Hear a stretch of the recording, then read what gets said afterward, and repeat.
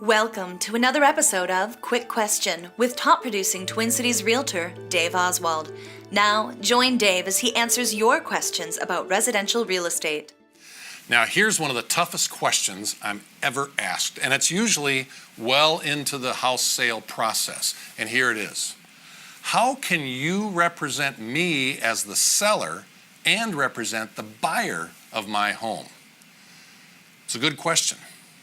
You know, the vast majority of real estate agents represent both home buyers and home sellers, and perhaps less than 5% of the time, they represent the buyer of that home as well as the lister of that home. As a hardworking, top-producing realtor, I work to attract buyers of real estate through my advertising and my networking, my sphere of influence. That's my job. I want to find buyers. I also work equally hard and advertise just as aggressively to find sellers of real estate. So I'm out there doing both jobs, and most realtors I know are doing that. The truth is, not all buyers are sellers, and not all sellers are buyers. However, sometimes a property that I've listed will work for one of my buyers. Now, there's no question that I'm probably the most knowledgeable agent in that circumstance that could be brought into that transaction. I know my seller better than any other agent. I know their motivations. I know what price they'll accept. And I know that buyer.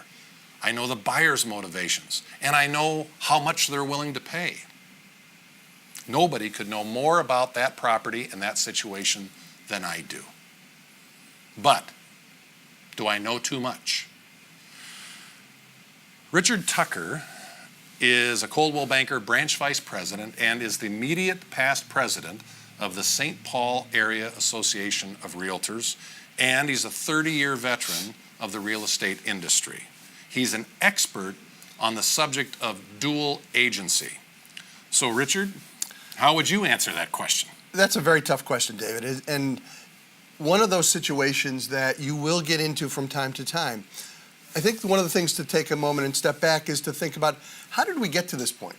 Where does dual agency come from, and really what is agency to begin with? And as you know, agency is a legal responsibility that you have to your client. When I first started in the business, the agency relationship was strictly with the seller.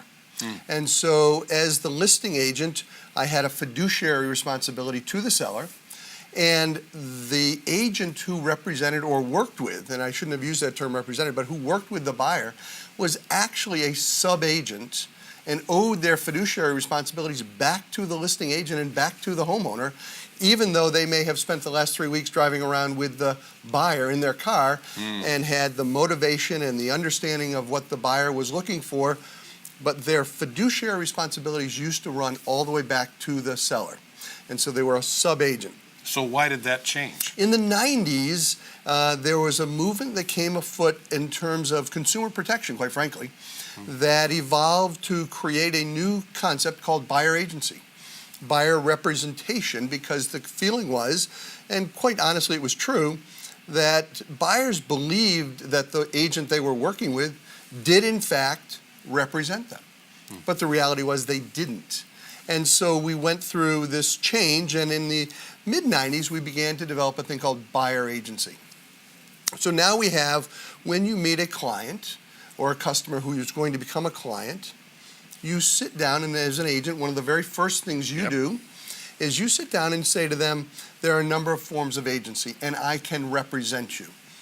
When you have that conversation with a seller, you talk about the fiduciary responsibilities that you have Every time to that seller. The same thing happens when you meet with a buyer. You sit down and you say, I will represent you with a contractual representation agreement, and these are the fiduciary responsibilities I bring to you. Now, when we come to dual agency, the overarching concept of it as a brokerage is that regardless of whether the buyer's agent and the seller's agent know each other, if they're in the same brokerage, we have dual agency. Right. And that doesn't concern people too much Right. because they understand that the brokerage can have people who do both. Where you get people who, quite frankly, get uncomfortable is this situation when you, as the individual, are the dual agent. Yeah. And the reality is, you can't offer all of the same level of fiduciary responsibilities that you had discussed with the buyer and the same ones with the seller, because part of that is, in that representation, is understanding motivation and confidentiality. And yeah. you can't do both to both. And so what happens is you have to discuss with both parties that we are now in a dual agency situation, and are you okay with doing that? And you need their permission to work in that kind of a construct. And So you've I done have that to before. I have, Absolutely. and I've been able to do it to the satisfaction of both the buyer and the seller, Right. but it requires full disclosure. Absolutely. And so both parties have to understand that they're now in a dual agency situation. And what that means is that some of the fiduciary responsibilities that you offered them are not necessarily still there.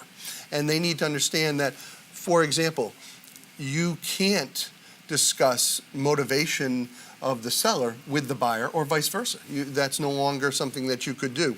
And so people need to understand that they're coming to a price and coming to some of those other terms are things that they need their own counsel for.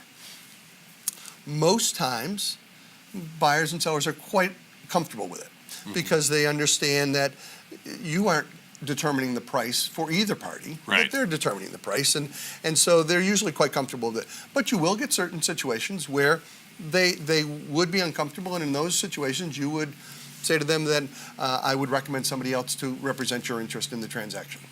So when that happens, who generally does the agent represent? Would it generally be the seller of the home, and then bring in another agent to provide fiduciary responsibilities to the buyer?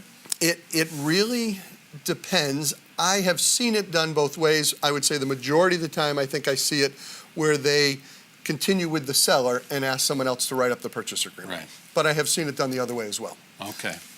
I know in my experience, I haven't, or at least my clients have not asked me to bring in another agent. I think the only reason why people hire me is because they either like me, love me, or trust me. And hopefully those that like me and love me trust me too. So I think they understand that I will keep confidential what is their information and their motivations. And for the buyer, I'll do the same.